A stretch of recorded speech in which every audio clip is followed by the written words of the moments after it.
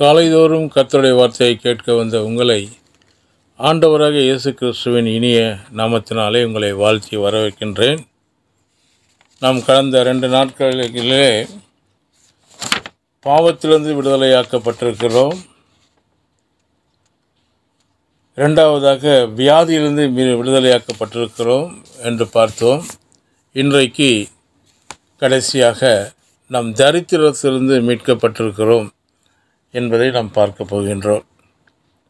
ஆதியாகமம் 3வது அதிகாரம் 17-18 வசனம் இவ்வாறாக சொல்கிறது. பின்பு அவர் ஆதாமை நோக்கி, நீ உன் மனைவியின் வார்த்தைக்கு செவி கொடுத்து புசிக்க வேண்டாம் என்று நான் உனக்கு விலக்கின விருட்சத்தின் கனியை புசித்தபடியினாலே பூமி உன் நிமித்தமும் சபிக்கப்பட்டிருக்கும். நீர் உயிரோடு இருக்கும் நாளெல்லாம் வருத்தத்தோடே அதன் பலனை புசிப்பாய். அது உனக்கு முள்ளும் குறுக்கும் முளைப்பிக்கும். ஆதி மனிதன் ஐஸ்வர்யத்தினாலே வாழும்படி தேவனால் உருவாக்கப்பட்டான். தரித்திரம் ஒருபொழுதும் மனிதனை குறித்து தேவனுடைய திட்டம் அல்ல. ஆனால் மனிதன் பாவம் செய்தபோது சாபத்திற்கு வாழ்க்கையை திறந்து கொடுத்ததான் சாபம் அவனை ஆண்டு கொண்டது என்று வேதத்திலே பார்க்கின்றோம். தேவன் சொன்னார், உன் பூமி உன் நிமித்தம் சபிக்கப்பட்டிருக்கும். அது உனக்கு முள்ளும் குறுக்கும் விளைவிக்கும். மனிதன் பாவம் செய்வதற்கு முன்னதாக ஏதேன் தோட்டத்திலே பொன் விளைந்தது என்று வேதம் சொல்லுகிறது. அது ஐஸ்வர்யத்தின் அடையாளம். அது போய் இப்பொழுது முள்ளும் குறுக்கும் விளைய ஆரம்பித்து விட்டது. அது தரித்திரத்தின் அடையாளம். நெல்லை விளைவிக்க மனிதன் நெற்றி வேர்வை நிலத்தில் சிந்த வேண்டியதாக இருக்கிறது.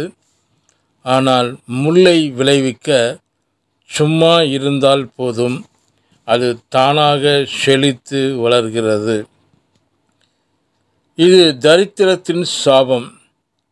இது இந்த உலகத்திலே செயல்பாட்டில் இருக்கிறது என்பதை நாம் எடுத்து காட்டுகிறது.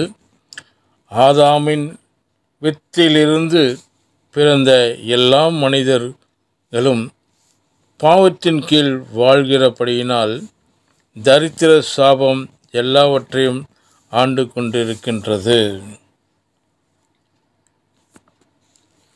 பசி, தாகம், நிர்வாணம் என்பவைகள் தரித்திரத்தின் அடையாளமாகும் என்று தேவன் சொல்லுகிறதை பார்க்கின்றோம்.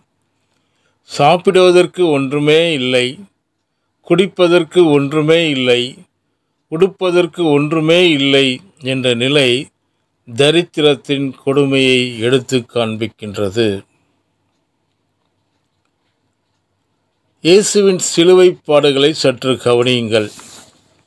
அவர் சிலுவையில் அறையப்படுவதற்கு முன் 3 வேளையாக ஒன்றும் சாப்பிடவில்லை. மிகுந்த பசியுடையவராய் அவர் சிலுவையிலே அறையப்பட்டார். மட்டுமல்ல, தாகமாய் இருக்கிறேன் என்று அவரே கதறுகிறதை பார்க்கின்றோம்.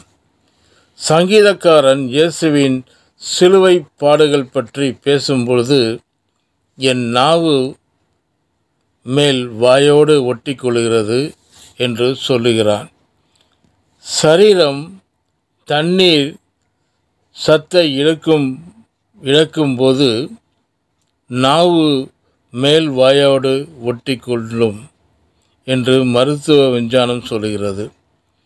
இயேசுவின் சரீரத்தில் இருந்து அதிகப்படியான இரத்தம் போய்விட்டபடியினால் தாகத்தின் கொடுமையினாலே அவருடைய நாவு மேல் வாயோடு ஒட்டி கொண்டது. மட்டுமல்ல, போர் சேவகர்கள் அவருடைய உடைக்காக சீட்டு போட்டு அதை எடுத்து கொண்டார்கள் என்று வேதத்திலே வாசிக்கின்றோம். 2 கொரிந்தியர் 8ஆம் அதிகாரம் 9ஆம் வசனம் இவ்வாறாக சொல்லுகிறது. நம்முடைய கர்த்தராகிய இயேசு கிறிஸ்துவின் கிருபையை அறிந்திருக்கிறீர்களே. அவர் ஐஸ்வர்யமுள்ளவராய் இருந்தும் நீங்கள் அவருடைய தரித்திரத்தினாலே ஐஸ்வர்யவான்கள் ஆகும்படிக்கு உங்கள் நிமித்தம் தரித்திரரானாரே. ஐஸ்வர்யராய் இருந்த தேவன் தரித்திரராகி தரித்திரத்திலே இருந்த நம்மை ஐஸ்வர்யவான்களாக மாற்றியிருக்கிறார். இது எவ்வளவு பெரிய விடுதலையாக்கும். சத்தியம் என்பதை சிந்தித்து பாருங்கள். பரிசுத்தரும் ஆரோக்கியமும் ஐஸ்வர்யமும் மீட்பின் ஆசீர்வாதங்கள் என்பதை நம்புங்கள். அதற்காக கர்த்தரை துதியுங்கள், நன்றி செலுத்துங்கள். மீட்பின் ஆசீர்வாதங்கள் உங்கள் வாழ்க்கையில் பெருக்கெடுப்பதை காண்பீர்கள். கர்த்தர் தாமே இந்த வார்த்தைகளை ஆசீர்வதிப்பாராக. ஆமென்.